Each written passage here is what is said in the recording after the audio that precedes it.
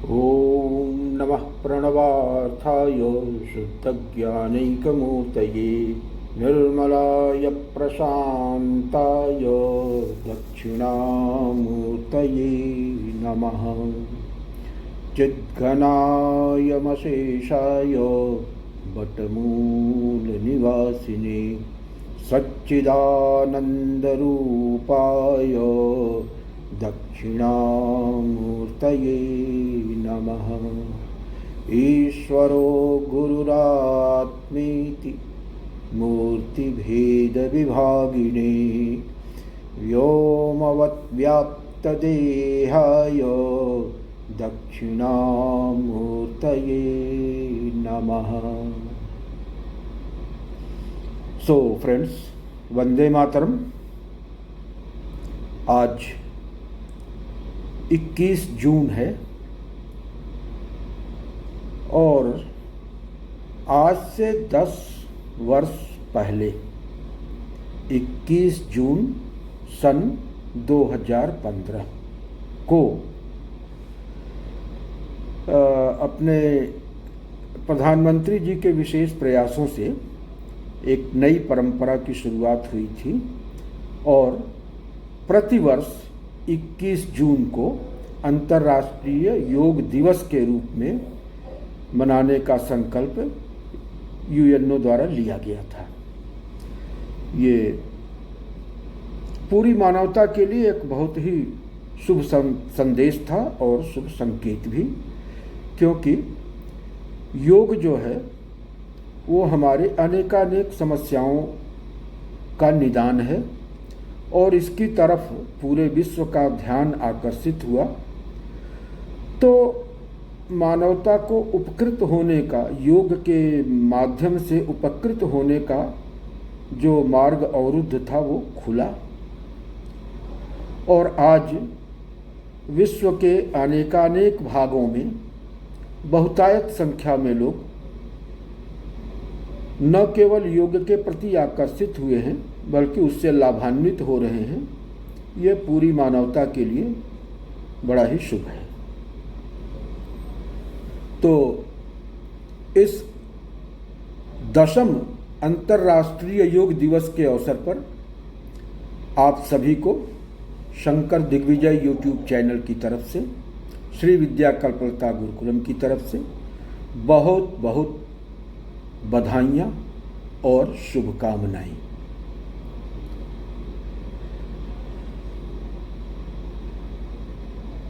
योग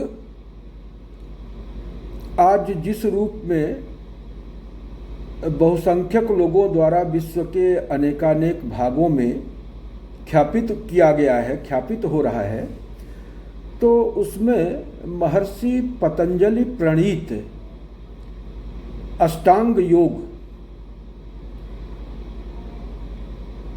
ही प्रमुखता लिया जा रहा है और ये ठीक भी है, इसमें कोई हर्ज नहीं है। ये सही बात है कि योग की परंपरा भारतवर्ष में बहुत प्राचीन रही है। जब से मानवता का अवतरण हुआ है इस धराधाम पर, तब से योग की परंपरा रही है, लेकिन वो इस तरह से व्यवस्थित क्रम में नहीं था।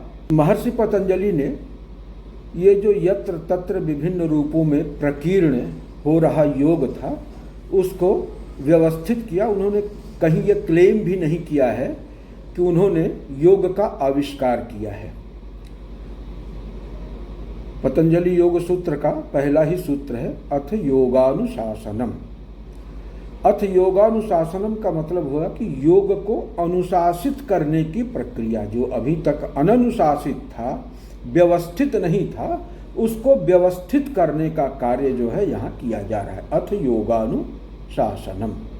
तो जो इधर उधर प्रकीर्ण था उसको उन्होंने एक व्यवस्थित वैज्ञानिक रूप दिया। अब जब पतंजलि योग सूत्र की चर्चा चल रही तो थोड़ा सा महर्षि पतंजलि के बारे में भी चर्चा आवश्यक हो जाती है। एक श्लोक आता है और उसमें क्या कहा गया है कि योगेन चित्तस्य पदेन वाचा मलं शरीरस्य तु वैद्यकेन योपाकरोत्तम प्रवरम मुनीन्द्रम पातंजलिम प्रांजलिरातनोस्मि। तो कहने का तात्पर्य है कि वहाँ पे 3 अवतारों की चर्चा की गई है कि एक ही व्यक्तित्व जो है वो 3 रूपों में 3 काम उन्होंने किया। योग की को व्यवस्थित किया, क्यों? चित्त की शुद्धि के लिए, योगेन चित्तस्य। और वही पाणिनि के रूप में आकर के पदेन वाचा, व्याकरण की रचना करते हैं, व्याकरण शास्त्र की, जिससे वाच की शुद्धि होती है, वाक तत्व की शुद्धि होती है। योगेन चित्तस्य पदेन वाचा मलम शरीरस्य तु वैद्यकेन। और आयुर्वेद के भी जो निष्णात महर्षि रहे हैं, तो वो भी माना जाता है कि महर्षि पतंजलि के ही अवतार थे।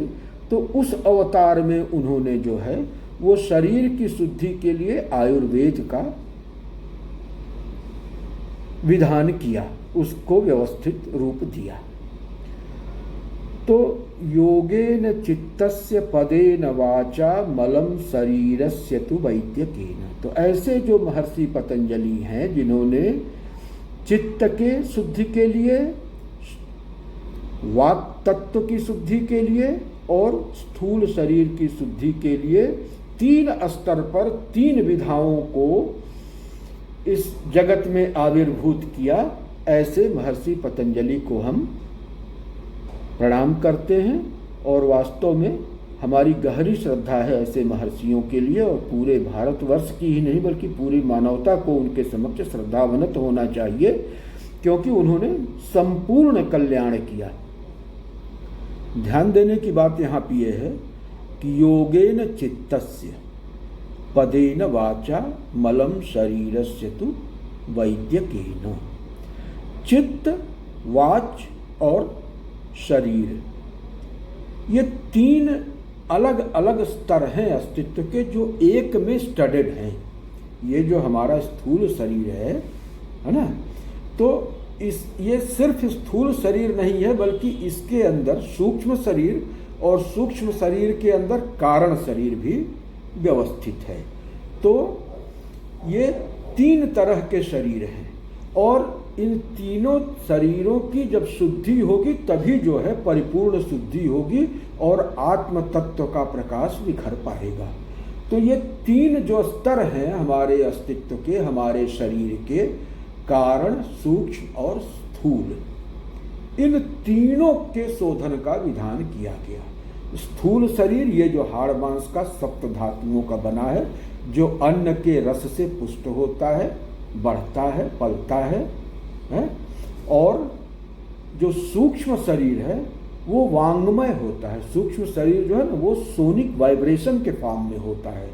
तो सोनिक वाइब्रेशन को कैसे शुद्ध किया जाता है? जब वाणी के नियमों को पूरी तरह से व्याख्यायित किया जाए कि किन नियमों के तहत वाणी जो है परावाक के स्तर से उठ के बैखरी वाक के रूप में प्रकट होगी, तो वो अपने अर्थ को भी प्रकट करने में सक्षम होगी।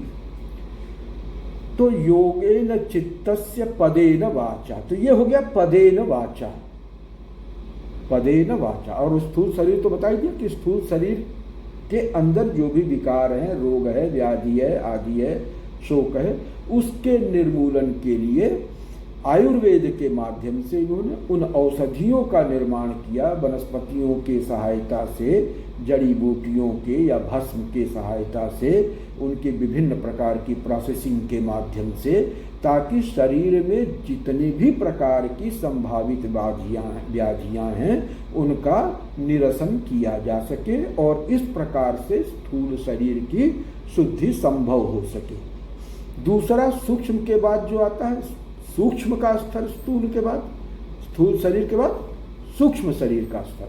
तो सूक्ष्म शरीर के शोधन के लिए व्याकरण का, और उसके बाद जो कारण शरीर है, कारण शरीर क्या होता है? वही वासना है। तो कारण शरीर माने वासनाओं की शुद्धि के लिए क्या किया उन्होंने? योगेन चित्तस्य, योग का उन्होंने जो है वो निर्वचन किया, ताकि उससे जो कारण शरीर यानी चित्तगत जो वासनाएं हैं, वासनात्मक शरीर है, उनका परिमार्जन किया जा सके। तो योग का यहाँ से प्रयोजन स्पष्ट होता है कि चित्त के वासनाओं की शांति ही योग का मूल मंत्र है, मूल रहस्य है, मूल उद्देश्य है। और ये जो लाभ हैं कि शरीर का सौष्ठव, शरीर की कांति, शरीर का स्वास्थ्य, है ना, निरोगिता, तो ये सब उसके बाई प्रोडक्ट हैं, ये सब मेन प्रोडक्ट नहीं। अगर इनको मेन प्रोडक्ट मान के हम योग करेंगे तो भी हमें लाभ होगा, लेकिन यह है कि योग का जो मूल प्रयोजन है, योग समाधौ, योग का मूल प्रयोजन क्या है? योग का मूल प्रयोजन है समाधि की स्थिति तक पहुंचा पाना। तो उस गंतव्य तक नहीं पहुंच पाएगा, लेकिन ये जो उसके समाधि के मार्ग के जो बाई प्रोडक्ट्स हैं वो तो मिलेंगे ही मिलेंगे। तो अगर हम शारीरिक स्वास्थ्य की दृष्टि से, निरोगिता की दृष्टि से, कुशाग्रता की दृष्टि से अगर हम योग को करते हैं तो भी यह उतना ही श्रेयस्कर है, उतना ही मंगलकारी है। अब प्रश्न ये उठता है कि योग समाधौ, और कहा कि योगेन चित्तस्य, तो योग से चित्त की शुद्धि किस प्रकार से होती है? तो अगर हम पतंजलि योग सूत्र के प्रथम सूत्र को ही देखते हैं तो प्रथम सूत्र ही बताता है, पूरे पूरे योग दर्शन का निचोड़ इसने एक ही सूत्र में दे दिया कि योगश्चित्त वृत्ति निरोधः। योग क्या है? तो चित्त की वृत्तियों का निरोध ही योग है। अब चित्त की वृत्तियां क्या हैं और चित्त क्या है? तो चित्त को प्रत्यक्ष रूप से योग दर्शन में बहुत ज्यादा कुछ नहीं व्याख्यायित किया गया है। योग चित्त, निर्माण चित्त, ये थोड़ी बहुत बातें आती हैं उसकी, लेकिन चित्त ऐसा सच क्या है? और जब हम उस श्लोक को देखते हैं कि योगेन चित्तस्य, योग का मूल लक्ष्य ही चित्त की शुद्धि है, चित्त का शोधन है। और चित्त की शुद्धि या चित्त का शोधन क्यों है? तो ये जो चित्त है ना, उसी में वासनाएं निहित रहती हैं। और जो हम बता रहे थे कि स्थूल, सूक्ष्म और कारण, ये तीन शरीर है। तो ये कारण शरीर माने ये जो वासनात्मक शरीर है, ये वासनात्मक शरीर का अधिष्ठान वो सूक्ष्म शरीर है। और सूक्ष्म शरीर का मतलब क्या होता है? उसमें अंतःकरण भी आता है, और उसके अलावा ज्ञानेंद्रियां, कर्मेंद्रियां और प्राण भी आते हैं, और अंतःकरण आता है। अंतःकरण का सबसे महत्वपूर्ण भाग है चित्त, और इसी चित्त में ही जन्म जन्मांतर की स्मृतियां संचित रहती हैं। तो जन्म जन्मांतर के जो संस्कार हैं, जो अतृप्त इच्छाएं हैं, उन सारों के इम्प्रेशंस यही जो है चित्त में ही समाहित रहते हैं। और ये चित्त जो है वो सूक्ष्म शरीर का सर्वाधिक महत्वपूर्ण, माने इस तरह से इसको सीपीयू कह सकते हैं, और हार्ड डिस्क कहने, जिसमें कि सारा का सारा डेटा उसमें प्रिजर्व रहता है। तो जब सारा का सारा डेटा यही प्रिजर्व रहता है तो एक तरह से ये चिप हो गया, और ये जो वासनाएं हैं ना वही डेटा है। और उसी डेटा के लाइट में, उसी के बैकड्रॉप में सीपीयू जो है वो सारी की सारी प्रोसेसिंग करता है और जीवन की दिशा को निर्धारित करता है कि किस दिशा में हमको प्रेरित होना है। तो चित्त में जो ये मल हैं, जो ये वासनाएं हैं, पूर्व जन्म के संचित संस्कार हैं, अतृप्त वासनाएं हैं, उन्हीं के निर्मूलन की आवश्यकता है। और उन्हीं के निर्मूलन के लिए योग की सहायता का विधान है। तो चित्त में संचित ये जो पूर्व जन्म की या जन्म जन्मांतर की अतृप्त कामनाएं हैं, इच्छाएं हैं, वासनाएं हैं, उनका निर्मूलन आवश्यक है। क्यों आवश्यक है? क्योंकि वे वासनाएं ही जो चित्त में निहित हैं, यही वासनाएं चित्त में नाना प्रकार की वृत्तियों का उदय कराती हैं। अगर ये वासनाओं का निर्मूलन हो जाए, निरसन हो जाए, तो चित्त की वृत्तियां ऑटोमेटिकली शांत हो जाएंगी। तो चित्त में वृत्तियों के उत्थान के मूल में क्या है? चित्त में संचित जन्म जन्मांतर के संस्कार। और जब तक इन संस्कारों का अपनोदन नहीं होगा, तब तक चित्त में वृत्तियां उठती रहेंगी। और जब तक चित्त में वृत्तियां उठती रहेंगी, तब तक योग संभव नहीं है। योग का अर्थ ही हुआ कि योगस् चित्त वृत्ति निरोधः। और चित्त की वृत्तियों का जहां निरोध हो गया, तो चित्त की वृत्तियों का निरोध होते ही क्या हुआ?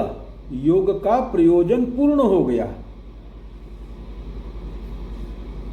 योगकार ने बताया कि तदा द्रष्टुः स्वरूपे वस्थानम, माने कि चित्त की वृत्तियों के निरुद्ध होते ही यह जो जीव है, यह जो जीवात्मा है, वो अपने दृष्टा साक्षी स्वरूप में स्थित हो जाता है।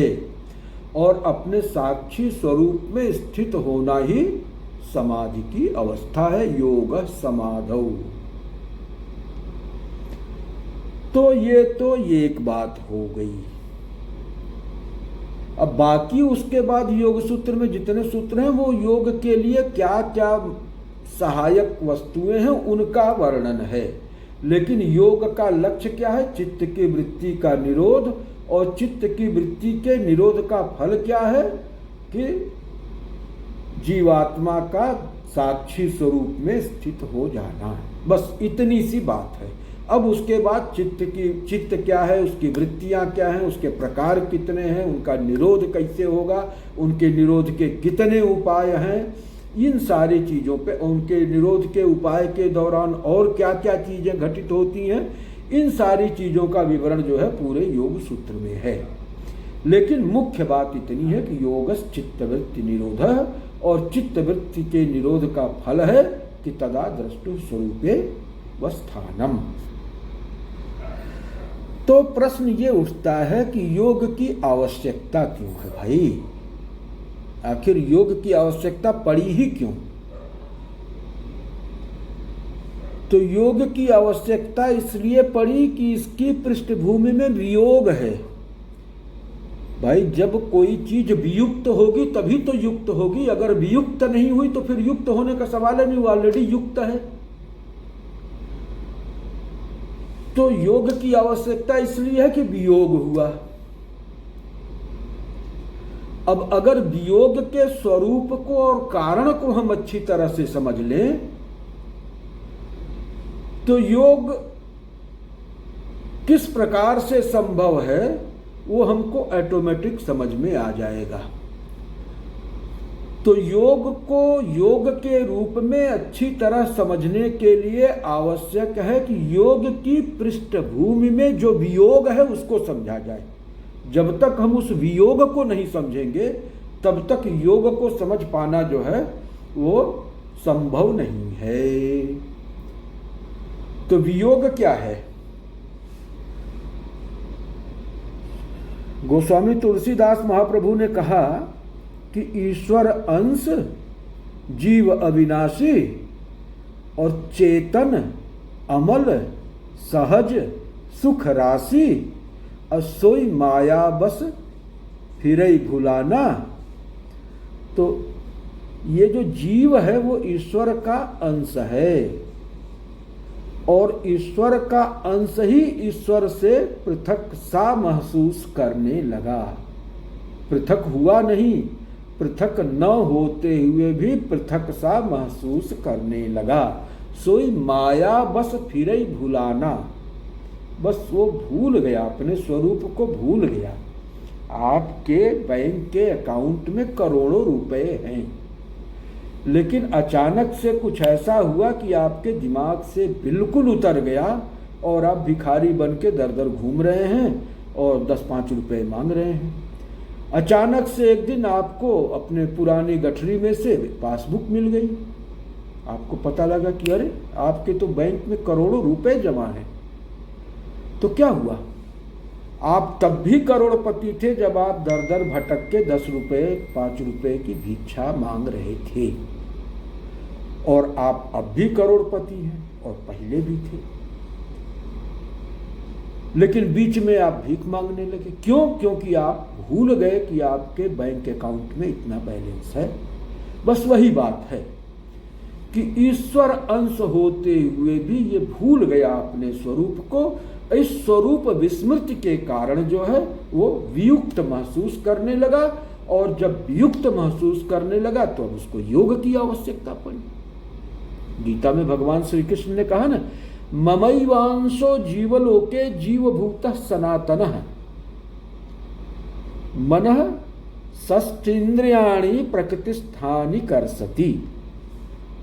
ये जो जीवभूत जो ये नमूना टहल रहा है इस मर्त्यलोक में, वो और कुछ नहीं है बल्कि मेरा ही अंश है। ममैवांशो जीवलोके जीवभूतः सनातन। वही सनातन तत्व जो है वो जीव रूप में इस मर्त्यलोक में टहल रहा है, और मन और इंद्रियों को जो प्रकृति के अंश हैं उनको अपना समझ के उनके साथ चिपट गया है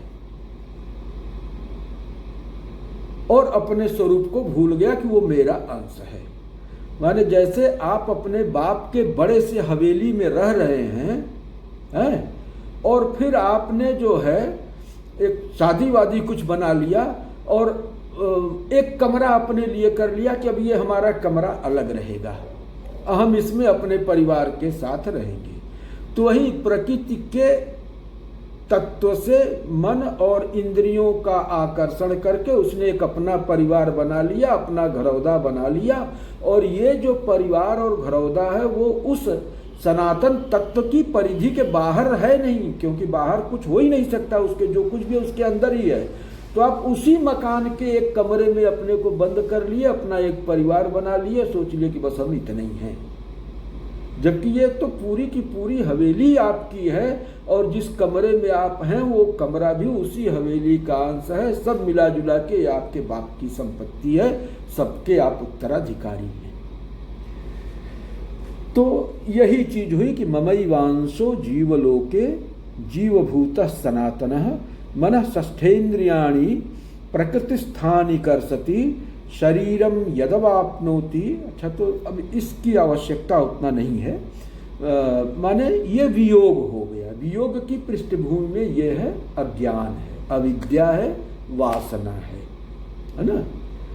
तो अब यही जिस अज्ञान के स्वरूप के अज्ञान के जिन अतृप्त वासनाओं के चलते हमने आपको इस ककून में बंद किया कि इस ककून में बंद होकर के हम अपनी उन वासनाओं की तृप्ति कर लेंगे, पूर्ति कर लेंगे, तो अब यही ककून आपके लिए बंधन का कारण बन गया, वियोग का कारण बन गया। अब जब इस ककून को खोल के आप बाहर निकलेंगे तब आपको लगेगा कि हाँ भाई अब हम लिबरेट हो गए, मुक्त हो गए हैं। तो न बंधन है न मोक्ष है, वास्तव में कहीं कुछ नहीं है।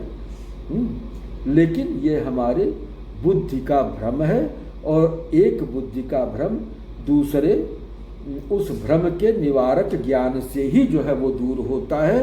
तो जब तक उस भ्रम का निवारक ज्ञान नहीं आएगा तब तक जो है तो उस ज्ञान की क्रिया विधि जिससे कि उस ज्ञान को आत्मसात किया जा सके, और जो इंटेलेक्चुअल विजडम है वो एग्जिस्टेंशियल विजडम में कन्वर्ट हो सके, आपका वो लिव्ड एक्सपीरियंस बन सके, आपकी वो विसरल रियलिटी बन सके, इसके लिए जो है वो योग शास्त्र एक क्रियाविधि देता है कि इन इन क्रियाविधियों का पालन करते हुए अगर आप जो है आगे बढ़ेंगे तो ऐसी स्थिति में जो वियोग की स्थिति है वो समाप्त होगी और फिर से आप युक्त हो जाएंगे।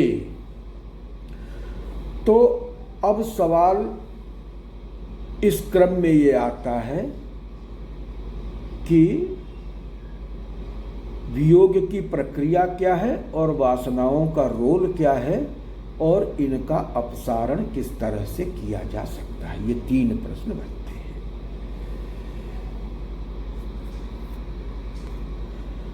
तो हमें समझना ये होगा कि किस तरह से जो है वो वियोग होता है। कारण तो उसका हमने समझ लिया, उसकी प्रक्रिया को थोड़ा समझना भी आवश्यक है, क्योंकि प्रक्रिया के ज्ञान के अभाव में हम रिवर्स प्रोसेस को प्रॉपरली अडॉप्ट नहीं कर पाएंगे। और जैसे सीढ़ी होती है ना, तो सीढ़ी का क्या काम है, नीचे जो है उसको एक एक सोपान करके ऊपर तक पहुंचा देगी। लेकिन यही उसका काम खत्म नहीं होता है, उसका एक दूसरा काम भी है कि ऊपर जो हैं उनको एक एक सोपान नीचे करते हुए जमीन तक पहुंचा देगी।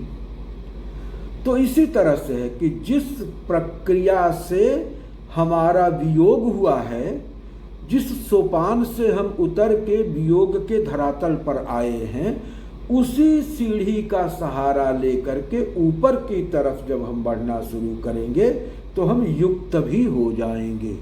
तो माने एक ही प्रक्रिया के आरोह और अवरोह क्रम को करना है। तो अगर आरोह क्रम को हम समझ लेते हैं तो अवरोह क्रम को जान लेंगे, अवरोह क्रम को समझ लेंगे तो आरोह क्रम को समझ लेंगे।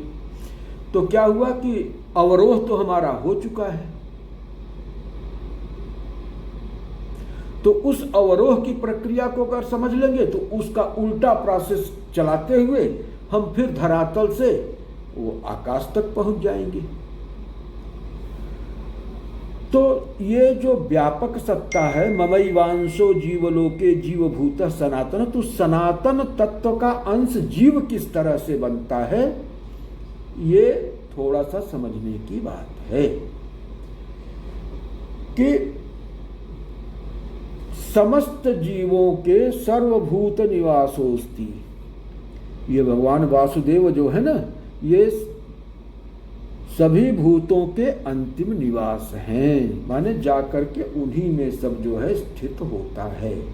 तो जब भूत जाते हैं जिन्होंने अपने कार्मिक इंप्रेशंस को एग्जॉस्ट नहीं कर लिया है, जो नहीं कर पाए हैं किन्हीं कारणों से और उम्र पूरी हो गई, तो वो जब वहां जाते हैं वासुदेव में, तो वो उन अतृप्त वासनाओं के साथ जाते हैं। तो माने जीवों के साथ साथ उन तमाम जीवात्माओं की अतृप्त आत्माएं, अतृप्त कामनाएं भी उनकी आत्मा में सन्निहित रहती हैं, लेकिन सुप्त भाव में पड़ी रहती हैं। उचित काल समय आने पर ये वासनाएं फिर से हिलोरे लेने लगती हैं और तब जाके पुनर्जन्म होता है। तो ये चित्त और चिति 2 शब्द हैं। चिति को और स्पष्ट करने के लिए महाचिति समझ लिया जाए। महाचिति जो यूनिवर्सल है, कॉस्मिक है, एकांतिक सत्ता है, महाचिति। और उसी महाचिति के अंतर्गत वो सारे जीव जो अपने इंडिविजुएशन के साथ वहां गए हैं वो स्थित हैं, माने इंडिविजुअलिटी खत्म नहीं हुई है और फिर से उसी इंडिविजुएशन को वर्कआउट करने के लिए उनको एक फिर से मौका दिया जाता है। ये ईश्वरीय अनुग्रह है कि भाई जाओ, तुमको फिर एक चांस दे रहे हैं, अब की बार इम्तिहान में पास होके आ जाओ, तो उनको दोबारा मौका दिया जाता है। तो वहीं पे ये जो उनकी संचित वासनाएं हैं, वो वासनाएं जो है वो they take charge of the limited portion of the consciousness, और फिर वो जो है वो महाचिति से संचालित न होकर के इस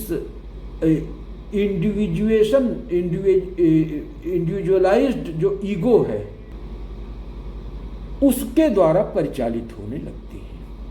अब यहीं पे ये जो इंडिविजुअल ईगो है, अगर ये it is in conformity with the cosmic ego, तब फिर जो है हम अपना इम्तहान पास कर लेते हैं। लेकिन अगर ये जो है उसकी कन्फर्मिटी में न होकर के उससे डेविएट कर जाता है, तो फिर हमारे लिए जो है एक्यूमुलेशन शुरू हो जाता है। Otherwise there is no accumulation of the karmic impressions.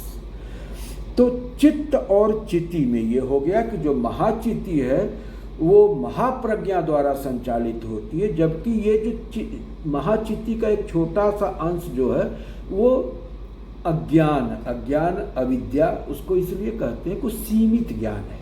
उसी दायरे में जितना ज्ञान है सीमित है, तो सीमित ज्ञान को ही अज्ञान कहा गया। अज्ञान यहाँ कोई ज्ञान का निषेधार्थक नहीं है, बल्कि उसको परिमित करता है। परिमित ज्ञान को ही अज्ञान कहा गया। तो जब वो परिमित ज्ञान से संचालित होना, लिमिटेड नॉलेज से जब वो मोटिवेटेड होता है, तो जाहिर सी बात है कि वो गलतियां करेगा तो फिर उसका परिणाम भोगेगा। तो चित्त और चिति का संकोच ही चित्त है। यह जो चिति का संकोच है, यही ओरिजिनेशन ऑफ द इंडिविजुएशन है। यहीं से जो है व्यष्टि की सृष्टि होती है और यहीं से वियोग होता है ना। चित्तम चिदिति जानीयात् तकार रहितम यदा तकारो विषयाध्यासः। विषयों से अध्यस्त चिति ही चित्त है। माने जो व्यष्टि वासनाएं थी जब वो सक्रिय हो गई, तो चित्त का एक छोटा सा अंश उससे जो है वो अध्यस्त हो गया, और ये अध्यस्त चित्त का विशेष अंश ही जो है वो चित्त बन गया। तो विषयाध्यास, विषय जब अध्यस्त हो गया चित्त तत्व के अंतर्गत, तो वही चित्त बन गया। यही इंडिविजुअलाइजेशन हो गया, यही इंडिविजुएशन हो गया, यही इंडिविजुअल कॉन्शसनेस होगी। व्यष्टि की सत्ता यहीं से प्रारंभ होती है। तो विषयाध्यास के चलते जो है वो वियोग हुआ, और विषयाध्यास को अगर हटा दिया जाएगा तो संयोग हो जाएगा, योग हो जाएगा। इसीलिए महर्षि पतंजलि ने कहा कि योगस् चित्त वृत्ति निरोध। और ये जो विषय वृत्तियां हैं ना, अतृप्त कामनाएं हैं, ये कामनाएं ही जो है वृत्तियों की सृष्टि करती हैं। ये कामनाएं अगर हट गई तो वृत्तियां उत्पन्न ही नहीं होंगी, और जब वृत्तियां उत्पन्न नहीं होगी तो चित्त फिर जो है महाचिति में परिणत हो जाएगा। तो ये हुआ विषयाध्यास, विषयों का अध्यास, विषयों का निर्मूलन और चित्त की वृत्ति के निरोध। बल्कि ऐसा कहें कि ये विषयों के निर्मूलन का परिणाम है चित्त की वृत्तियों का निरोध। और इसीलिए विषयों के निर्मूलन के लिए जो पहली चीज कही गई कि विषय कहाँ पे स्थित है, चित्त में। चित्त अंतःकरण का हिस्सा है ना। अंतःकरण का जो फाउंडेशनल रियलिटी है उसको चित्त कहते हैं। तो जो फाउंडेशनल अंतःकरण है उसका शोधन संभव कैसे होगा?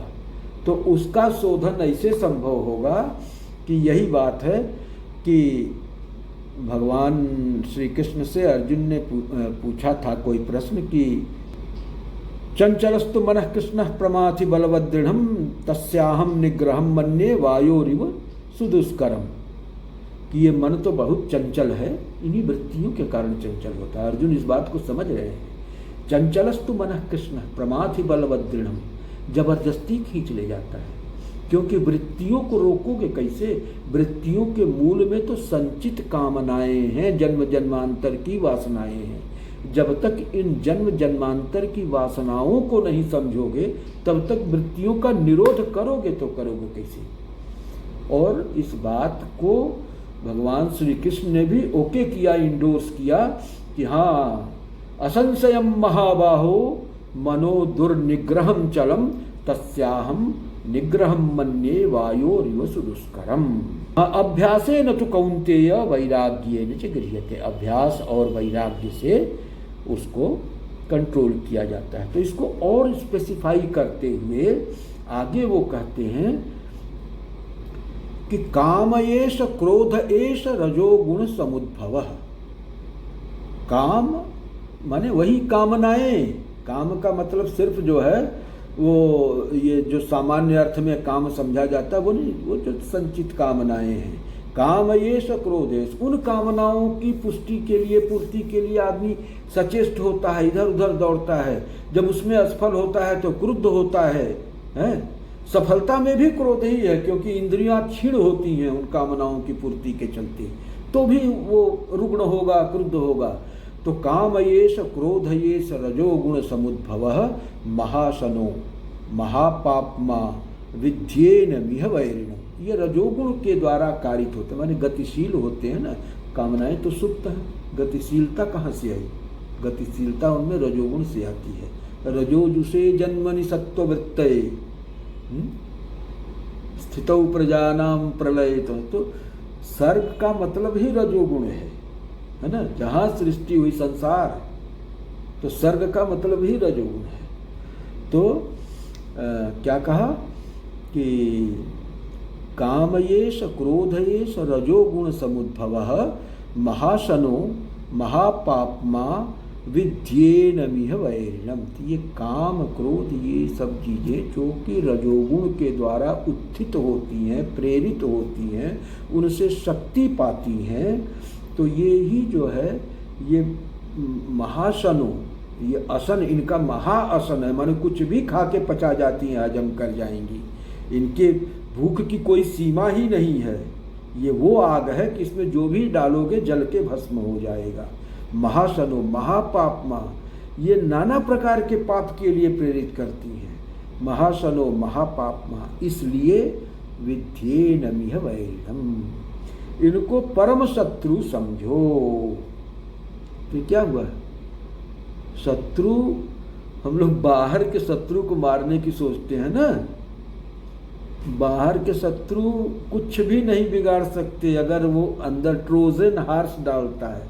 तो स्पार्टा वाली कहानी आप लोगों ने पढ़ा हुआ था ना, कि कहीं गए तो वो सब बड़े मजबूत थे, अब किलेबंदी कर दिए थे, और ये लोग हमला करते करते थक गए, कुछ नहीं हुआ, तो अंत में जो है सेनाएं लौट गई। लेकिन उन्होंने किया था कि बड़े बड़े घोड़े बना के लकड़ी के और वहाँ पे छोड़ दिया था, और उन घोड़ों में अंदर जो है सैनिक बैठे हुए थे। वो लोग बड़े खुश हो गए, अपना जश्न मनाने लगे। और जब रात हुई तो उन घोड़ों के अंदर से जो है उनके पेट में जो बंद थे सैनिक वो निकले और किले का फाटक खोल दिए। फिर बाहर सेना इंतजार कर रही थी, वो सारी घुसाई अंदर और फिर जीत ली। तो ये ट्रोजन हार्स, आपके जो बाहर के शत्रु होते हैं ना, उनका ट्रोजन हार्स आपके अंदर है। अगर आपने इस ट्रोजन हार्स को मार डाला ना, तो बाहर का शत्रु, किले का दरवाजा जब तक बंद है, किला इतना अभेद्य है कि बाहर का शत्रु कुछ नहीं कर सकता। आजकल तो राजनीति का जमाना है, क्या चल रहा है ये जियो पॉलिटिक्स में, चीन के एजेंट आपके यहाँ बैठे हुए हैं, तो किसी कम्युनिस्ट के बैठे हुए हैं, किसी लेफ्टिस्ट के बैठे हुए हैं, तो कोई सोरोस के बैठे हुए हैं, तो कोई जो है वो क्या नाम से इक्वलिटी लैब का बैठा हुआ है, तो कोई लेफ्टिस्ट बैठा है, कोई जिहादी बैठा हुआ है। सारे के सारे जितने आपके बाहर शत्रु हैं, है ना, चाहे नाना प्रकार की सभ्यताएं हों और देश हों, उन सारे लोगों ने अपने ट्रोजन हार्स आपके अंदर ही डाल रखे हैं। और आपको बाहर वालों से ज़्यादा खतरा इस ट्रोजन हार्स से है, क्योंकि ट्रोजन हार्स आपको अंदर अंदर कमज़ोर कर रहे होते हैं, अंदर से खा रहे होते हैं, ईटिंग इनटू योर वाइटल्स, और यही आपके किले का दरवाज़ा भी खोल देते हैं कि बाहर वाले भी आके लूटपाट करके ले जाएं। हमेशा से ये हुआ है। तो इसका सूत्र कहाँ पे है? उसका सूत्र यहाँ पे है कि काम एष क्रोधेश, ये जो अंदर की मनोवृत्तियाँ हैं उन्हीं के चलते हम गलिबुल होते हैं, और एक्सेसिबल हो जाते हैं एनिमी के लिए। तो पहले इनको मारना है। काम एष क्रोध एष रजोगुण समुद्भव महाशनो महापाप्मा विद्येन मिह वैरिणम धूमे नाव्रियते बह्निर्यथादर्शो मलेन च यथोल्वे नावृतो गर्भस्ततस्तेनेदमावृतम। ये जो काम क्रोधी सब सारे हैं ना, ये सब बुद्धि के ऊपर एक पर्दा डाल देते हैं और उस पर्दे के चलते हमको साफ साफ दिखता नहीं है, भ्रम होने लगता है। तो अयथावत हम देखते हैं, है चीज कुछ और, हमको दिखेगी कुछ और। वास्तविक रूप में वस्तुओं का साक्षात्कार हम नहीं कर पाते हैं, एक दूसरे ही रंग में उनको रंग देती है और हमको जो है अवास्तविक ज्ञान होता है, अयथावत ज्ञान होता है। तो क्या हुआ, इसका परिणाम क्या हुआ कि धूमे नाव्रियतो वह्निर यथादर्शो मलेन च यथोल्वे नावृतो गर्भस्ततस्तेनेदमा। जैसे दर्पण के ऊपर जो है एक परत चढ़ा दीजिए गंदगी की, तो क्या हुआ, दर्पण में दिखाई नहीं देगा। आग पूरा धुएं से घिर जाए तो आग नहीं दिखाई देगी। जैसे माता के गर्भ में शिशु जो है वो एक झिल्ली से बंद रहता है, उसी तरह से ये हमारी प्रज्ञा शक्ति को, प्राण शक्ति को आच्छादित कर देते हैं और हमारा विवेक जो है वो भ्रष्ट हो जाता है, छिन्न हो जाता है।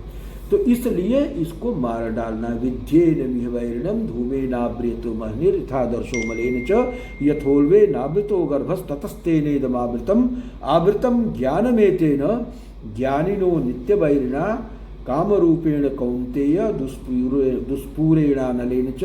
तो इलाज क्या बताया कि तस्मात् त्वम इंद्रियाण्यादौ नियम्य भरतर्षभ। तो पहला काम क्या करना है, चित्त की शुद्धि अगर करना है, योग करना है, तो पहला काम है कि तस्मात् त्वम इंद्रियाण्यादौ नियम्य भरतर्षभ। हे भरतर्षभ, पहले तुम अपने इंद्रियों को नियंत्रित करो, अपने अनुशासन में लाओ, अपने नियंत्रण में लाओ। तस्मात् त्वम इंद्रियाण्यादौ नियम्य भरतर्षभ पाप्मानं प्रजह्येनं ज्ञान विज्ञान नाशनम। ज्ञान विज्ञान के नाशक ये जो रजोगुण समुद्भव काम क्रोध हैं, इनको मार डालो। तो उसके लिए इंद्रिय संयम आवश्यक है। और इसीलिए भगवान पतंजलि ने अपने योग शास्त्र में पहले क्या कहा, यम और नियम। यम और नियम, यम जो है निषेधात्मक, ये न करो, ये कर्मेंद्रियों के लिए, क्योंकि कर्मेंद्रियां जो है वो सोचती तो है नहीं, उनको तो करना है, करने में प्रवृत्त होती, तो उनको सीधे कहते कि नहीं भाई तुमको नहीं करना, हाथ को ये नहीं करना, पैर को ये नहीं करना है, पायु को ये नहीं करना, उपस्थ को ये नहीं करना, त्वचा को ये नहीं करना है। तो यम माने withdrawal of the senses, motor organs from the object, from their object, withdrawal of the motor organ from their object, ये हो गया यम। 5 यम है, अहिंसा, सत्य, ब्रह्मचर्य, अस्तेय, अपरिग्रह, इस तरह से करके 5 यम है। तो 5 यम से जो है वो पंच कर्म इंद्रियों को नियमित करते हैं। और इन 5 यमों का भी अलग अलग फल है कि अहिंसा की सिद्धि से क्या होता है, सत्य की सिद्धि से क्या होता है, ब्रह्मचर्य की सिद्धि से क्या होता है, अपरिग्रह की स्थिति से क्या होता है, अब अस्तेय की सिद्धि से क्या होता है। तो इसी तरह से 5 ये यम हो गए, 5 नियम भी हैं। शौच, संतोष, तप, स्वाध्याय, ईश्वर प्रणिधान, ये 5 जो है वो नियम बताए गए हैं। और इन नियमों का भी अपना अपना जो है वो लाभ होता है। इन यम और नियम के पालन के साथ जब आप आसन करते हैं तो शरीर और इंद्रियों के ऊपर, माने सूक्ष्म शरीर और स्थूल शरीर दोनों के ऊपर नियंत्रण हो जाता है। और जब सूक्ष्म और स्थूल दोनों के ऊपर नियंत्रण हो जाता है तब उसके बाद जो है धारणा, ध्यान, समाधि की स्थिति आती है। उसके पहले जो है, पहले यम हुआ, फिर नियम, फिर आसन। तो यम नियम के साधन करने के साथ साथ ही आसन करना लाभप्रद है। नहीं तो अगर इंद्रियां विकल हैं और शरीर को आप सिद्ध करते हैं तो उससे और ही रोग होने की संभावना रहती है। तो इसलिए यम नियम को आजकल छोड़ देते हैं लोग, तो अष्टांग योग जो है विकलांग योग हो जाता है। और विकलांग योग करने से जो स्वस्थ पुरुष है वो भी विकलांग हो जाएगा। तो इसलिए अगर विकलांग नहीं होना है तो अष्टांग योग का पालन करना है, उसमें यम नियम को भी उतनी ही महत्ता देना है, और यम नियम के अभ्यास के साथ ही आसन प्राणायाम करना है। और यम नियम के साथ अगर आप आसन प्राणायाम करते हैं तो आपके पांचों शरीर माने अन्नमय कोश, प्राणमय कोश, मनोमय कोश और विज्ञानमय कोश, आनंदमय कोश, ये पांचों का शोधन होगा। और जब इन पांचों कोशों का शोधन हो जाएगा तो पांचों कोशों से अतीत जो सनातन सत्ता है, जो सुप्रीम रियलिटी है, वो आपकी जो ओरिजिनल प्रिस्टीन सोल है, सेल्फ है, that will start shining in its full glory. अपने प्रिस्टीन फॉर्म में, प्रिस्टीन ग्लोरी में ये जो है वापस लौट जाएगी। और यही है तदा द्रष्टु स्वरूपे वस्थानम। तो योग दिवस के अवसर पर योग के बारे में संक्षेप में मैंने जो है कुछ कहने का प्रयास किया। संभव है कि इसमें से कुछ चीज़ें आपके काम की हों, और ये मैंने अपनी तरफ से कुछ नहीं कहा है, जो कुछ भी कहा है वो शास्त्रों से ही कोट करके कहा है, और ये ऋषि प्रज्ञा को ही हमने जो है अपने वाणी में अपने तरीके से उद्घाटित किया है। तो निश्चित रूप से इसमें बहुत कुछ कल्याणकारी होगा। आप लोग इस पे विचार करेंगे, इस पे मंथन करेंगे और इसको अपने जीवन में यथासंभव अपनाने का प्रयास करेंगे।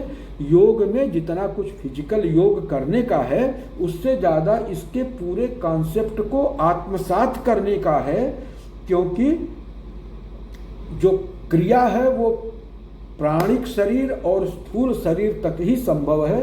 मन में जो क्रिया है वो तो बहुत सूक्ष्म स्तर की क्रिया है, और वो बड़े बड़े क्रियावान ही उसको समझ सकते हैं कि मन में ये जो प्रेरणा आ रही है वो कहाँ से आ रही है, वो कॉस्मिक कॉन्शसनेस की आ रही है या कि जो एक्यूमुलेटेड इम्प्रेशंस हैं उनके द्वारा आ रही है। जब इसमें आप डिफरेंशिएट करना शुरू कर पाएंगे तो आप अपने आप के ऊपर फुल कंट्रोल कर पाएंगे। अभी पीछे बात चल रही थी हमारी, एक जगह ऐसे ही बैठे हुए थे और यूनिवर्सिटी लेवल के कुछ मतलब सीनियर लोग थे, रिसर्च स्कॉलर और पीडीएफ के लोग थे, बात चल रही थी। तो उन लोगों ने ऐसे हम ही से सवाल कर दिया कि आप पुरुषार्थ को बड़ा मानते हैं कि प्रारब्ध को बड़ा मानते हैं। तो देखिए, पुरुषार्थ और प्रारब्ध क्या है, इस पे मैंने उलट के उन्हीं लोगों से पूछा कि भाई आप लोग जो है अभी विश्वविद्यालय में बहुत ही उच्च कोटि के गुरुओं द्वारा उच्च कोटि की शिक्षा पा रहे हैं और आप लोग पोस्ट डॉक्टरेट के फेलोज हैं, तो बेहतर हो कि आप लोग इस पे थोड़ा प्रकाश डालें कि पुरुषार्थ पे विश्वास करना चाहिए या प्रारब्ध पे विश्वास करना चाहिए। तो एक एज होती है ना, यंग एज का आदमी जो है अपने उसको अपने ऊपर पूरा आत्मविश्वास रहता है, अपनी शक्तियों के ऊपर, अपनी सामर्थ्य के ऊपर विश्वास रहता है, और होना भी चाहिए, ये अच्छी बात है। तो ऐसे में प्रारब्ध को तो कुछ एक बिरले ही मानते हैं जो कि वास्तव में उचित सफलता नहीं पाए होते हैं जीवन में, तो वो अपनी उस असफलता को ढकने के लिए, उनकी हेजिंग के लिए प्रारब्ध को एक वो बना लेते हैं, एक कैमोफ्लाज बना लेते हैं, उसी के अंदर जो है अपनी असफलता को छिपाते हैं। वरना जो लोग थोड़ा डैशिंग हैं, डायनामिक हैं, इंटेलिजेंट हैं और कुछ सफलता पाए हैं, तो चूंकि एक अवस्था होती है शरीर की, उसमें बहुत ऊर्जा रहती है, तो उस समय आमतौर पे लोग जो है वो पुरुषार्थ को ही प्रेफरेंस देते हैं प्रारब्ध के ऊपर, और होना चाहिए, ये ठीक है, मैं भी इसका हामी। तो उन लोगों ने भी वही उत्तर दिया जो अपेक्षित था कि नहीं, पुरुषार्थ बड़ा है और प्रारब्ध जो है छोटा है। बात भी ये सही है कि पुरुषार्थ बड़ा है और प्रारब्ध का अपना रोल है, लेकिन भगवान ने वो चाबी, प्रकृति ने वो चाबी भी आपके अंदर दे दी है कि आप चाहें तो अपने प्रयत्न से उसको परिवर्तित कर सकते हैं, वरना तो फिर फ्रीडम ऑफ विल नहीं होता और फिर पनिशमेंट का कोई स्कोप नहीं रहता कि अगर आपको चयन का स्वातंत्र नहीं है तो फिर आप किस बात के लिए पनिश होंगे। तो इसलिए पुरुषार्थ का हमेशा रोल है। लेकिन चूक कहाँ होती है? चूक वहाँ होती है जब हम पुरुषार्थ कहाँ करना है वो समझ नहीं पाते। और वो क्यों नहीं समझ पाते हैं? इसी वजह से कि जब वो क्षण आता है निर्णय करने का कि हमें क्या करना चाहिए, क्या नहीं करना चाहिए, तो उस क्षण विशेष में हम प्रारब्ध के प्रभाव से, संचित वासनाओं के प्रभाव से हम जागरूक ही नहीं पाते हैं। उस क्षण विशेष में उपस्थित भोगों की तरफ आकृष्ट हो जाते हैं।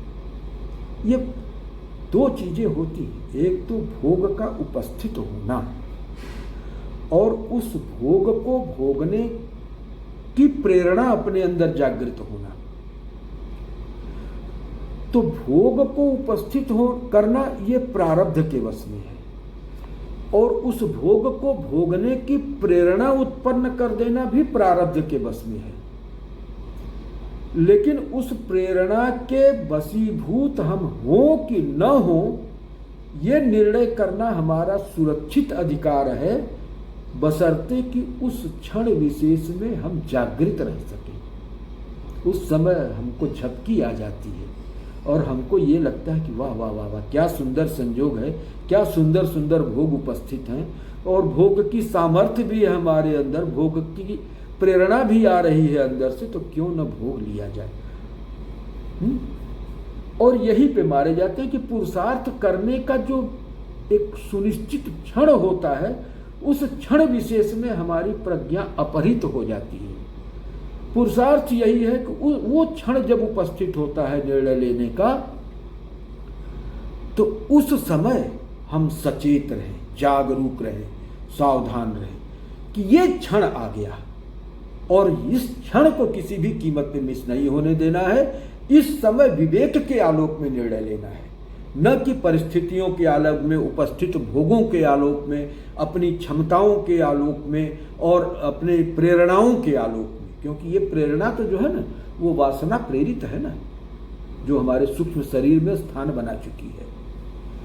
तो वो पुरुषार्थ का क्षण वही निर्णय लेने में ही होता है कि अगर उस क्षण विशेष में हम चैतन्य रहे, हम जागृत रहे, जागरूक रहे, सचेत रहे, और हमने प्रकृति के छल को पकड़ लिया कि ये छलावा आ गया है हमारे सामने, इस छलावे में नहीं फंसना है, बस हम पार हो गए।